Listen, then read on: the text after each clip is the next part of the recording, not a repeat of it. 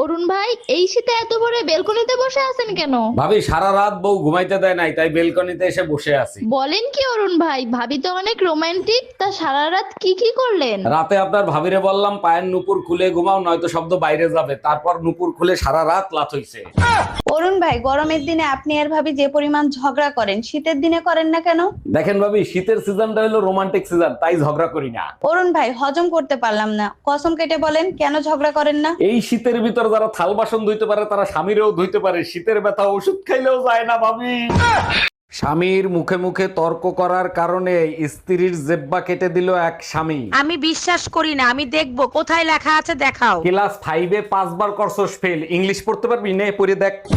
ঠাকুরপো, গ্যাস শেষ হয়ে গেছে, গ্যাস নিয়ে আসো, তা না হলে কিন্তু দুপুরের রান্না হবে না। গ্যাস শেষ হয়ে গেছে তাতে কি হয়েছে? চুলো আছে না, চুলোয় রান্না করো। আরে কি বলো, চুলায় আমি কখনো রান্না করছি? কিভাবে চুলায় আগুন জ্বালাইতে হয় তাই তো জানি না। অন্যের সংসারে আগুন না লাগায় চুলায় আগুন লাগালে আজকে কাজে লাগতো না।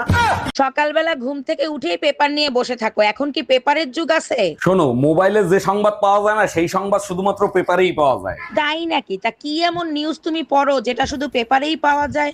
গার্লফ্রেন্ডের সাথে দেখা করতে গিয়ে বয়ফ্রেন্ড হাতে নাতে ধরা খাইছে। দেখেন ভাবি, এবার শীতে যদি আপনার বোনের সাথে আমার বিয়ে না দেন, কসম আমি জীবনে কোনোদিন বিয়ে করব না। ঠাকুরপো, আমার বোনরে অনেক বলছি, ও তো তোমাকে পছন্দ করে না। নাও তুমি কথা বলে দেখো। হ্যালো বিয়েন, তুমি বিয়েতে রাজি হয়ে যাও, তুমি যা বলবা তাই আমি করব। আচ্ছা ঠিক আছে, তাইলে একটা কাজ করেন, একটা ডিম পাইরা দেখান।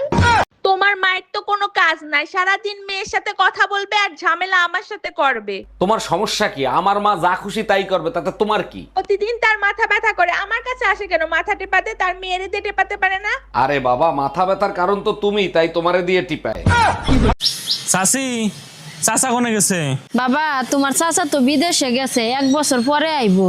ভাবি, আপনি কোনো টেনশন করেন না, যদি কিছুর দরকার পড়ে আমাকে একবার কইবেন, আমি কইতরের নাগাল উড়ে আসমু।